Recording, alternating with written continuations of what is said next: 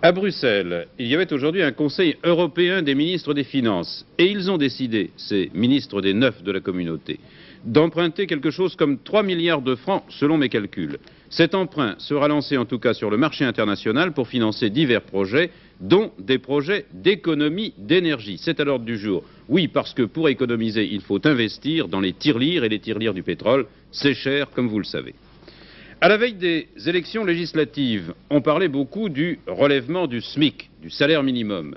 Et en ce moment, avant les élections européennes, une revendication sociale est en pointe, c'est la semaine des 35 heures. On en parlera à Munich, à la réunion de la Confédération européenne des syndicats, qui groupe 18 organisations de 13 pays, représentatives de 40 millions de salariés. Les syndicats français Force ouvrière et CFDT sont à ce congrès, mais pas la CGT.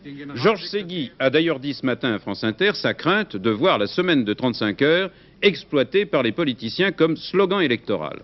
D'autre part, demain à Bruxelles, à la réunion des ministres du Travail européens, on évoquera aussi les étapes qui pourraient conduire à la réduction du travail hebdomadaire jusqu'à 35 heures dans toute la communauté. Robert Boulin, le ministre français du Travail, préfère voir le problème de l'aménagement des conditions de travail en général sous l'angle de la concertation minutieuse de tous les partenaires sociaux pour la réduction de certaines cadences, l'allongement de certains ponts, la souplesse de certains horaires, plutôt que d'envisager une mesure globale et des réponses massives. N'empêche que la semaine de 35 heures est à la mode dans les discussions. Sur quelle base? Daniel Dugout.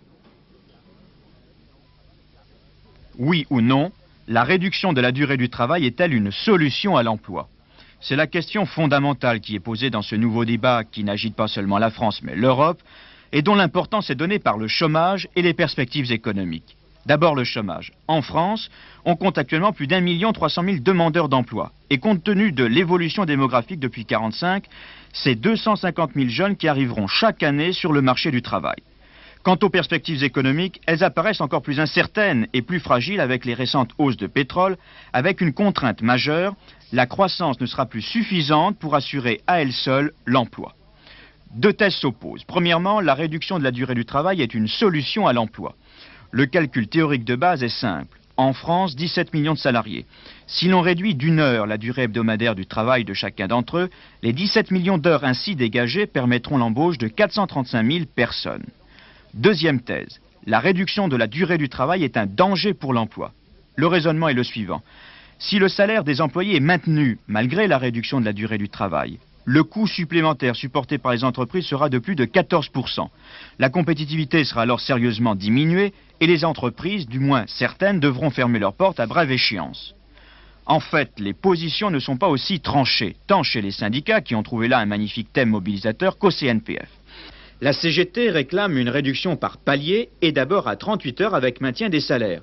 La CFDT propose également une réduction progressive, mais selon les secteurs industriels et avec pour les salaires des régimes différents selon leur niveau. Force ouvrière dit oui, mais avec l'Europe. Quant au CNPF, il est contre une réduction brutale de la durée du travail, mais pour l'aménagement des horaires en fonction des possibilités des entreprises.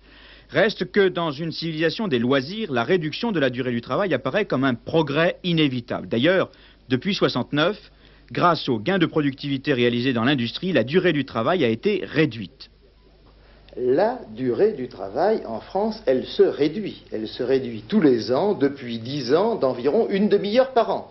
Il y a 10 ans, il y avait près de 5 heures de différence entre la durée moyenne du travail en Allemagne et en France. Aujourd'hui, nous sommes à des niveaux à peu près comparables. Mais aujourd'hui, depuis la crise, et avec les nouveaux impératifs économiques, tout le problème est de savoir si on peut accélérer cette réduction de la durée du travail sans compromettre la vie des entreprises et donc l'emploi. Un congrès